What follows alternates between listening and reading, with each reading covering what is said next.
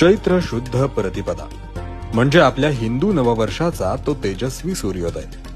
निसर्गाने जणू नवी पालवी पांघरली आहे असं दिसतं.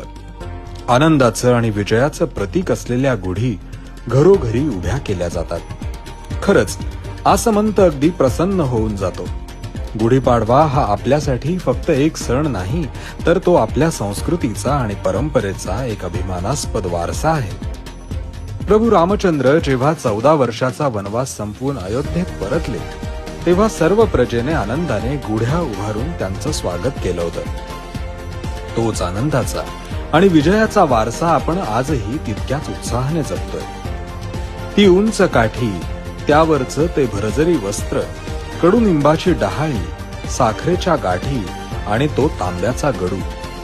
ही गुढी म्हणजे केवळ सजावट नाही, तर ती आपल्या विजयाची आणि मांगल्याची खूण आहे. आज काळ कितीही बदलला असला तरीही आपली मुळं आजही आपल्या मातीशी आणि परंपरेशी घट्ट जोडलेली आहेत. महाराष्ट्राच्या घराघरात उभारली जाणारी ही गुढी आपल्याला एकजुटीचा आणि समृद्धीचा संदेश देते.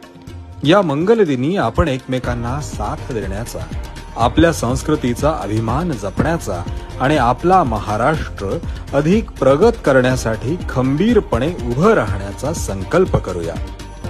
हे नवीन वर्ष तुम्हा सर्वांच्या आयुष्यात भरभरून सुख, समाधान आणि उत्तम आरोग्य घेऊन येवो, हीच प्रार्थना. आपणा सर्वांना हिंदू नववर्षाच्या आणि गुढीपाडव्याच्या मनापासून